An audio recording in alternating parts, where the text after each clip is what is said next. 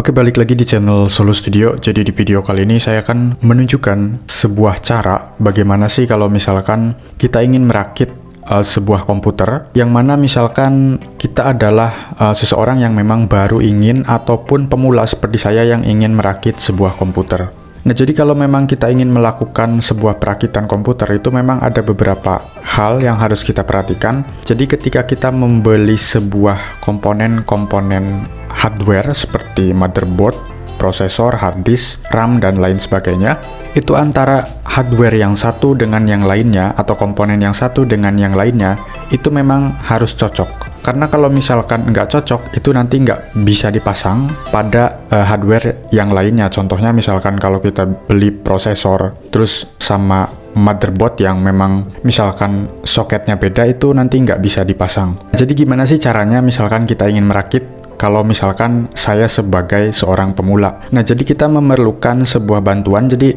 ya kita bisa tanya ke teman yang memang udah biasa rakit PC ataupun merakitkan sebuah komputer kepada toko komputer misalnya. Dan di sini untuk di video kali ini saya akan coba melakukan sebuah perakitan simulasi komputer. Jadi di sini saya tidak akan menunjukkan komponen hardware-nya, hanya saja di sini saya menggunakan bantuan sebuah website. Di sini saya akan buka dulu browser internet, dan untuk di address bar kalian ketikkan website namanya entercomputer.com. Nah, tampilan websitenya seperti ini, dan di sini sebenarnya untuk website ini menyediakan PC rakitan ya, ataupun komponen-komponen hardware yang biasa kalian pakai untuk merakit. Di sini kita pilih yang simulasi, di sebelah bawah sini kita pilih. Nah, simulasi rakit PC di website Enter Komputer ini menurut saya bisa membantu kita kalau misalkan saya ingin merakit sebuah komputer, terus kita itu masih awam atau pemula dalam merakit sebuah komputer. Jadi di website ini kita akan dibantu apakah nantinya motherboard dengan misalkan soketnya LGA 1150 dengan prosesor yang lainnya itu cocok atau enggak, nanti bakal dibantu. Jadi di bawah sini kita pilih kompatibilitas, kita di sini pilih yang dengan kompatibilitas kita pilih. Terus untuk prosesornya kita pilih. Untuk prosesor di sini disediakan Intel dan AMD. Jadi hanya dua. Prosesor yang lain seperti dari Apple itu memang di sini tidak ada. Jadi saya akan pilih Intel saja supaya lebih familiar. Nah, untuk soketnya di sini kita akan pilih.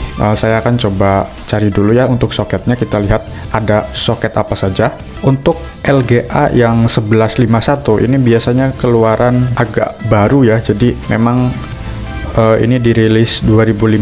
Terus untuk prosesornya nanti biasanya akan lebih mahal. Terus di sini saya akan pilih yang untuk yang ini aja, yang 1150 ya. Jadi saya akan pakai yang ini. Ini nanti supaya harga prosesornya lebih murah dan budgetnya juga lebih bisa ditekan. Terus di sini kita pilih yang prosesor.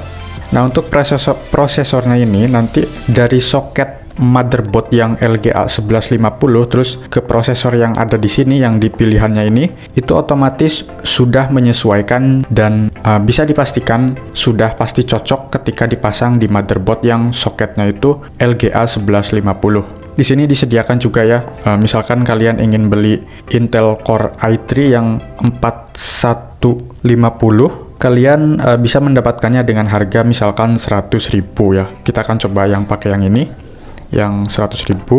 Kita coba, ini harganya 100.000. Terus pilih motherboardnya, dan untuk soket dari motherboardnya ini nanti menyesuaikan sesuai yang dipilih tadi. Dan untuk motherboardnya ini nanti kita akan coba lihat ada motherboard apa saja. Kita tunggu proses loadingnya, karena memang terkadang untuk website ini terkadang agak lama ya, mungkin karena banyak yang mengakses website ini, saya juga kurang begitu tahu. Untuk simulasinya ini kadang bisa dibuka, kadang enggak. Nah, untuk motherboardnya ini disediakan jadi yang LGA 1150. Jadi pilihannya ada ini ya, kalian bisa memilih dari Biostar yang ini, yang 742.000, terus ataupun yang lainnya kita bisa pilih sendiri. Saya akan coba pilih yang Asus ini ya, saya akan pilih yang ini saja, yang Biostar. harganya jadi 742.000. Nah, untuk RAM-nya kita akan coba pilih RAM. Saya akan coba menggunakan RAM yang mungkin standar lah untuk sekarang. Jadi saya akan pilih yang 8GB, nanti kita tunggu dulu karena ini masih proses loading. Oke, sekarang kita pilih RAM-nya, dan RAM-nya saya akan pilih yang ini. Maaf kalau misalkan agak terhalang tulisan keyboard ya.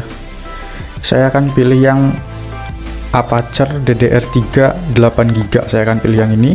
Terus untuk casing saya akan pilih yang standar saja karena untuk casing saya lebih suka yang standar. Di sini saya akan cari yang harganya paling minimal lah. Saya akan pilih yang pokoknya yang minimalis lah untuk casing. Saya akan pilih yang harganya paling murah. Saya akan pilih yang ini aja, yang Aerocool. Saya akan pilih. Nah, untuk SSD di sini mungkin saya nggak akan pakai SSD, jadi saya akan pakai hard disk saja supaya penyimpanannya bisa dapat lebih banyak dan harganya lebih murah itu. Meskipun ya untuk dari segi kecepatan kalau dengan SSD hard disk itu ya masih tetap kalah sih, masih tetap menang SSD. Saya akan pilih yang ini aja, yang WDC 500GB SATA 2. Terus untuk hard disk 2-nya saya akan kosongkan saja. Jadi mungkin untuk monitor, PGA, dan yang lainnya mungkin saya nggak akan pilih ya, terkecuali mungkin untuk VSU saya akan pilih yang ini aja, yang 500.000 ya, untuk yang 400 watt. Nah, jadi budget yang kita akan keluarkan untuk merakit sebuah komputer ini kurang lebih sekitar 2.177.000. Tapi untuk ini kan belum termasuk sama ini ya, sama pendingin prosesor. Jadi saya akan coba tambahin untuk pendingin prosesor. Saya akan coba pilih dulu. Saya akan pilih yang ini aja, yang 180.000. Dan otomatis di sini budgetnya juga jadi nambah ya. Jadi kita bisa mengetahui perkiraan perakitan PC yang sudah tadi kita pilih budgetnya segini.